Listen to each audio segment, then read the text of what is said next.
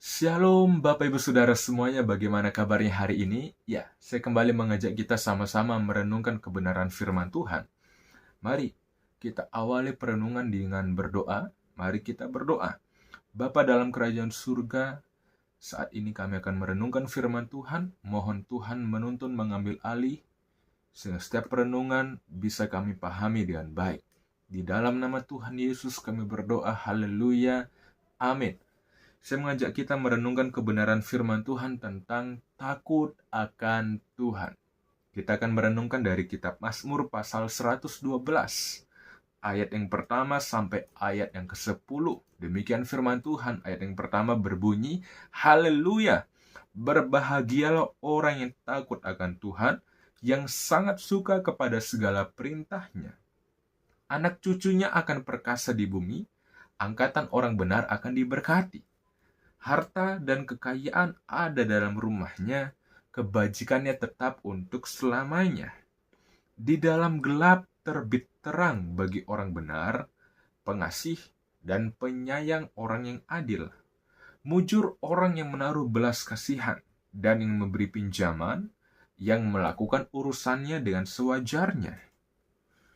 Sebab ia takkan goyah untuk selama-lamanya, orang benar itu akan diingat selama-lamanya.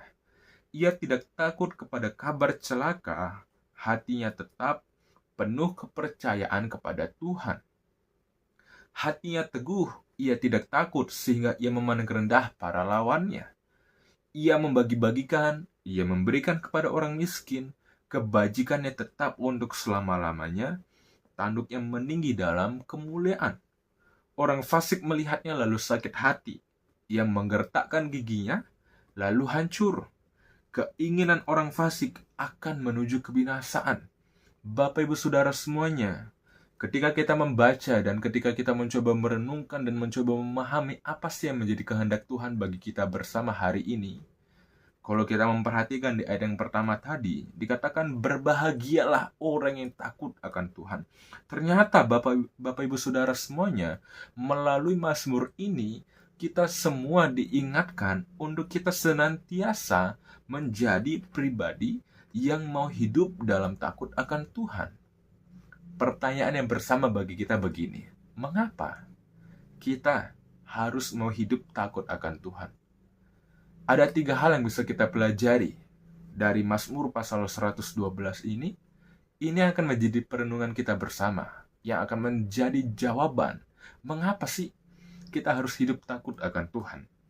Yang pertama, orang yang takut akan Tuhan memiliki kehidupan yang diberkati oleh Tuhan. Di ayat yang pertama tadi berkata, berbahagialah orang yang takut akan Tuhan. Ternyata orang yang takut akan Tuhan disebut sebagai orang yang berbahagia, Bapak Ibu dan Saudara. Ketika kita bersama nih, saya dan saudara yang mendengarkan perenungan firman Tuhan hari ini, mau hidup sebagai orang yang takut akan Tuhan, sebenarnya kita sedang mengarahkan diri kita sebagai orang yang berbahagia. Ya, karena apa? Karena ternyata Tuhan janjikan di dalam ayat yang keduanya berkata, anak cucunya akan perkasa di bumi, angkatan orang benar akan diberkati. Kehidupan kita sebagai orang yang berbahagia, ternyata itu bukan hanya kepada diri kita, tetapi itu juga akan bisa berdampak kepada generasi-generasi kita seterusnya. Saya percaya Bapak Ibu dan Saudara, ketika kita mau hidup dalam takut akan Tuhan, saya percaya akan ada banyak cara Tuhan bisa memberkati diri kita. Akan banyak hal-hal yang di luar pemikiran kita. Alkitab menuliskan apa yang tak pernah kita dengar, apa yang tak pernah kita lihat, apa yang tak pernah timbul dalam hati. Ternyata Tuhan mampu sediakan bagi mereka yang mengasihi Dia. Bagi kita yang senantiasa hidup dalam takut akan Tuhan, Tuhan akan menjamin sepenuhnya kehidupan kita, dan percayalah kehidupan kita nggak akan pernah dipermalukan. Dan ternyata bukan hanya tentang diri kita, tetapi kepada generasi kita berikutnya. Namun, kembali, berbicara tentang generasi berikutnya, maka yuk jangan lupa kita juga bagikan iman kita kepada mereka tentang bagaimana cara kita menjadi pribadi yang takut akan Tuhan. Mungkin aja mereka bisa menikmati, tetapi percayalah Bapak dan Saudara, kalau kita nggak membagikan iman kita juga kepada mereka, mereka nggak akan mau terdidik untuk hidup dalam takut akan Tuhan. Banyak kisah di Alkitab Ketika iman gak diwariskan kepada generasi berikutnya, perlahan tapi pasti iman itu akan mulai undur. Saya berdoa dan berharap agar iman kita yang mulai kita tumbuhkan dan yang senantiasa kita tumbuhkan untuk kita hidup dalam takut akan Tuhan, kita juga mulai sharingkan kepada generasi kita berikutnya. Dan ternyata di ayat yang ketiga juga berkata, harta dan kekayaan ada dalam rumahnya. Yes, sebagaimana yang tadi sudah saya katakan, banyak cara Tuhan bisa berkati kita. Namun Bapak dan Saudara, ini bukan menjadi prioritas utama. Ini bukan menjadi alasan utama agar kita diberkati secara materi. Enggak. Ternyata selanjutnya berkata apa di dalam ayat yang ketiga? Kebajikannya tetap untuk selama-lamanya. Inilah yang menjadi dasar kita, inilah yang harus menjadi motivasi kita. Mengapa kita mau hidup dalam takut akan Tuhan? Tuhan mampu berkati kita secara materi, yes, benar banget. Tetapi ternyata lebih daripada itu, kebajikan Tuhan senantiasa menyertai hidup kita. Kita akan menjadi orang-orang yang tidak mampu tergoda dengan hal-hal yang lain. Karena kita menyadari, kebajikannya tetap untuk selama-lamanya. Kalaupun kita diberkati oleh Tuhan secara materi, percayalah, itu menjadi sesuatu hal yang sifatnya bonus dari Tuhan. Karena apa? Karena kembali, orang yang takut akan Tuhan memiliki kehidupan yang diberkati oleh Tuhan. Selanjutnya hal yang kedua Bapak dan Saudara, mengapa kita harus hidup dalam takut akan Tuhan? Sebab orang yang takut akan Tuhan memiliki kehidupan yang tidak tergoyahkan. Kalau kita perhatikan di dalam ayat keempatnya berkata begini, di dalam gelap terbit terang bagi orang yang benar. Pertanyaannya, adakah di antara kita hari ini yang gak punya masalah? Adakah di antara kita yang sepertinya kehidupan kita nyaman, aman, tentram, damai sejahtera, sentosa, dan lain sebagainya? Ada? Saya percaya setiap kita minimal punya satu masalah deh. Saya aja punya masalah, Bapak dan Saudara juga punya masalah tentunya.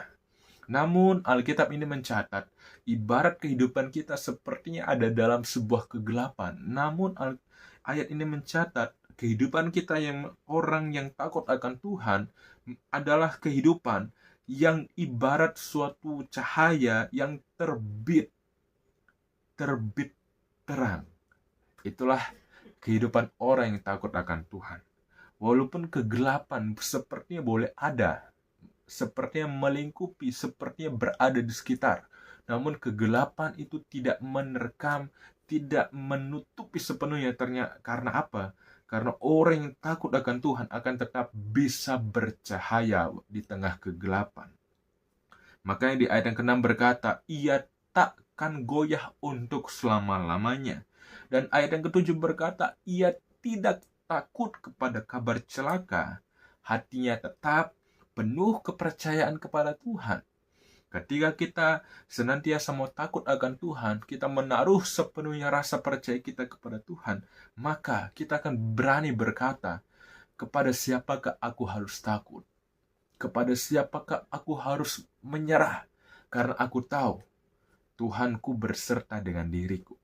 Daud tak ada rasa sedikit pun takut menghadapi Goliat karena dia tahu yang dia hadapi memang Goliat tinggi besar dan lain sebagainya. Tetapi dia tahu, dia menghadapi tidak seorang diri, tetapi dia menghadapi bersama dengan Tuhan. Saya percaya Bapak dan Saudara, kehidupan yang kita jalani, memang sepertinya kita menjalaninya, memang seperti sebagaimana diri kita adanya. Saya Yohanes ya, saya menjalani hidup saya sebagai seorang Yohanes. Begitu pula dengan Bapak dan Saudara. Namun percayalah, ada pribadi yang lain, pribadi yang senantiasa menyertai hidup kita. Itulah Tuhan yang hadir dalam hidup kita, yang menyatakan kasih pertolongannya ada dalam hidup kita, yang akan memampukan kita menjadi pribadi yang tidak tergoyahkan. Sehingga di ayat yang ke-8 kita akan bisa berkata, hatinya teguh, ia tidak takut, sehingga ia memandang rendah para lawannya. Ini bukan berarti membuat diri kita menjadi seorang yang sombong. Enggak. Tetapi kita mau percaya, kita nggak akan membiarkan diri kita dijatuhkan oleh apapun. Karena kita tahu, Tuhanku ada dalam diriku. Tuhankulah yang akan berperang, bukan aku. Aku yang akan duduk diam dan melihat kemenangan nyata terjadi bagi diriku, bagi kita bersama. Amin. Kembali, orang yang takut akan Tuhan memiliki kehidupan yang tidak tergoyahkan. Yang ketiga, saudara, alasan mengapa kita harus hidup dalam takut akan Tuhan ialah sebab orang yang takut akan Tuhan dapat menjadi berkat bagi sesamanya. Alkitab mencatat di dalam ayat yang ke-9 berkata, ia membagi-bagikan, ia memberikan kepada orang miskin, kebajikannya tetap untuk selama-lamanya, tanduknya meninggi dalam kemuliaan. Bapak dan Saudara, ketika kita mau senantiasa belajar hidup takut akan Tuhan, kita senantiasa menjalin hubungan kita dengan Tuhan, baik melalui perenungan firman, baik melalui doa secara pribadi, bahkan hubungan kita dengan sesama kita melalui ibadah hari Minggu, komsel, dan lain sebagainya. Hubungan yang baik dengan Tuhan itu haruslah bisa kita wujudkan juga secara praktek nyata, yaitu dengan bagaimana kita bisa memperlakukan sesama kita dengan baik juga. Alkitab menuliskan, kasihilah Tuhan Allahmu dengan segenap hatimu, segenap jiwamu, dan segenap kekuatanmu, dan segenap akal budimu. Dan selanjutnya dikatakan bahwa kasihilah sesamamu manusia seperti dirimu sendiri. Karena apa? Karena tadi di ayat 9 berkata, ia membagi-bagikan, ia memberikan kepada orang miskin. Namun, kebajikannya tetap untuk selama-lamanya. Percayalah Bapak dan Saudara, ketika kita membagikan apa yang Tuhan boleh percayakan bagi hidup kita, percayalah itu nggak akan habis. Karena apa? Karena ketika kita membagikan, Tuhan akan menambahkannya yang lebih. Alkitab mencatat ketika kita dipercayakan banyak, maka juga akan dituntutnya banyak, ya. Jadi dengan kata lain, orang yang takut akan Tuhan itu adalah orang yang bisa dengan rela hati dapat menjadi berkat bagi sesamanya. Karena apa? Karena ketika kita mau menjadi berkat bagi sesama kita, Bapak dan Saudara, ayat yang ke-10-nya berkata, orang fasik melihatnya, lalu sakit hati, yang menggertakkan giginya, lalu hancur. Keinginan orang fasik akan menuju kebinasaan. Bapak dan Saudara, kita memang gak bisa mencegah apa yang orang mau omong tentang diri kita. Ada kalanya di mana setiap perbuatan kita, walaupun mungkin kita rasa kita sudah baik nih, namun terkadang orang melihat itu dengan sudut pandang yang berbeda. Namun ternyata di ayat yang 10 ini menjadi penghiburan bagi kita bersama. Biarkan orang itu ada kalanya dia merasa sakit hati, tidak terima dengan sikap baik kita kepada sesama kita yang lainnya. Biarkanlah fokus utama kita ialah kita bisa menjadi berkat bagi sesama kita. Orang mau kayak gimana, orang mau bersikap apa, jangan itu menjadi penghambat kita, jangan itu menjadi alasan untuk kita nggak lagi menjadi berkat.